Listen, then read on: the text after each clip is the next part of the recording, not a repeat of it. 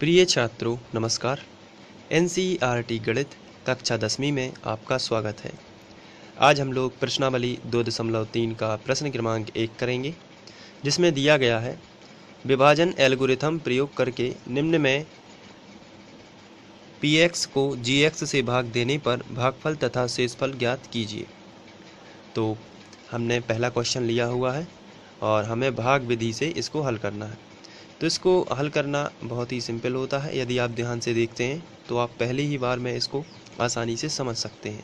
तो आइए इसको हल करते हैं। सबसे पहले हम लोग लिखेंगे जो हमें दिया गया है, तो हम सबसे पहले उसी को लिखेंगे। तो इसको लिखने के बाद अब हम भाग देने की प्रोसेस शुरू करेंगे।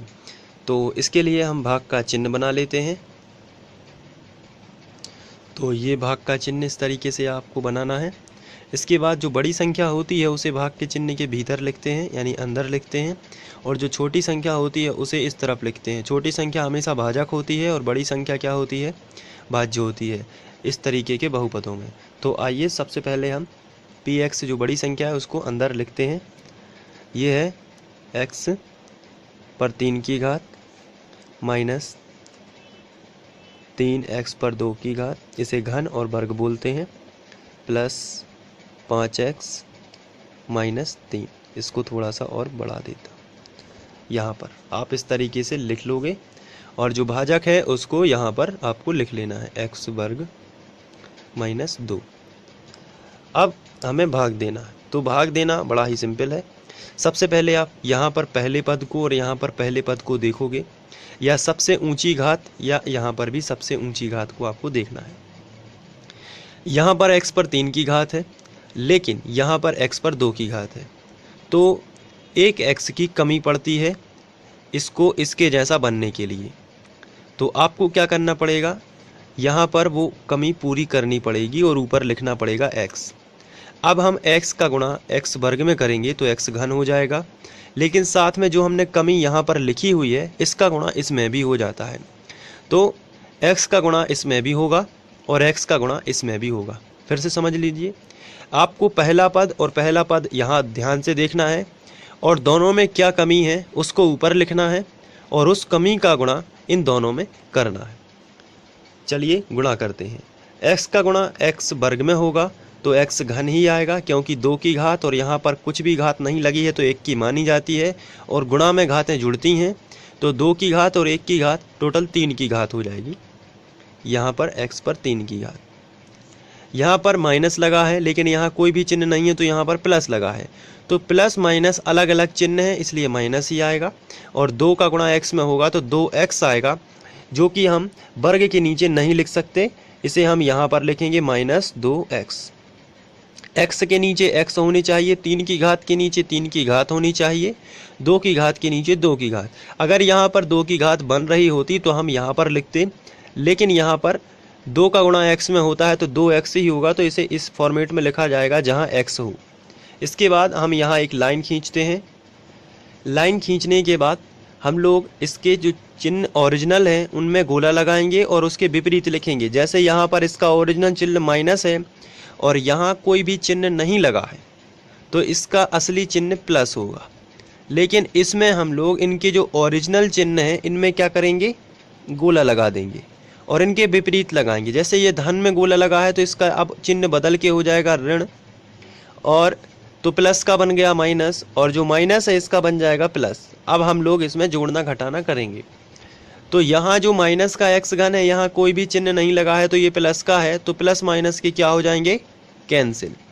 तो क्या मिल जाएगा हमें, माइनस, ये अब ज्यों का त्यों नीचे उतर जाएगा, माइनस 3x वर्ग। यहाँ प्लस का 5 है और प्लस का 2 है, आपस में जुड़ जाएंगे तो प्लस के कितने हो जाएंगे, 5 और 2 7x, और माइनस में कितने आएंगे, 3। तो इस तरीके से हम पहला स्टेप सॉल्व करते हैं। अब हमें फिर से यहाँ पर पहले पद को यानी सबसे ऊंची घात वाले पद को और यहाँ दोनों को देखना है। अब इनमें हमें कमी बताना है कि क्या कमी है। क्या आप बता सकते हैं इन दोनों में कौन सी कमी है? तो यहाँ पर आप कहोगे x वर्ग यहाँ है तो x वर्ग यहाँ भी है, लेकिन यहाँ पर -3 है, यहाँ पर -3 नहीं है, तो कमी कितने की है, -3 की। तो जो कमी है हम यहाँ पर लिखेंगे -3, और -3 का गुणा अब इसमें भी होगा और -3 का गुणा इसमें भी होगा। दोनों पदों में -3 का गुणा होगा और जो आएगा वो यहाँ नीचे लिखा जाएगा। तो चलिए शुरू करते हैं। -3 का गुणा हम x वर्ग में करेंगे तो -3x वर्ग ही आएगा, जो कि हम इसी के नीचे लिखेंगे, 2 की घात के नीचे 2 की घात को ही लिखा जाएगा। इसके बाद माइनस माइनस का क्या हो जाएगा, प्लस, क्योंकि समान चिन्हों का क्या बनता है, प्लस। और 3 दूनी 6, एक संख्या आ रही है इसलिए +6 हम यहाँ पर लिख देंगे। और इसके बाद हम लाइन खींच देंगे। लाइन खींचने के बाद हम इनके ओरिजिनल जो चिन्ह हैं उनमें गोला लगाएंगे। जैसे यहाँ पर ऋण है तो इसका ये असली चिन्ह है, इसमें गोला लगा देते हैं। इसका ये धन है, ये भी इसका ओरिजिनल चिन्ह है, इसमें गोला लगाएंगे और उसके विपरीत लिखेंगे। जैसे ऋण का था यानी माइनस का प्लस में बदल जाएगा और प्लस का माइनस में बदल जाएगा। अब ये माइनस का 3x वर्ग और प्लस का 3x वर्ग ये तो आपस में क्या हो जाएंगे, कैंसिल। क्या बचा, +7x, तो ये नीचे उतर आएगा ज्यों का त्यों, +7x। और माइनस का 3 माइनस का 6 ये आपस में जुड़ के माइनस के ही कितने हो जाएंगे, 9।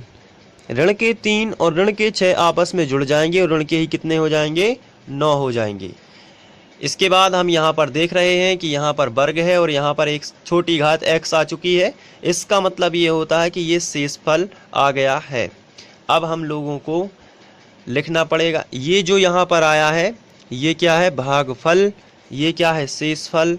तो हम दोनों को लिख लेंगे और यहाँ पर लिखेंगे अतः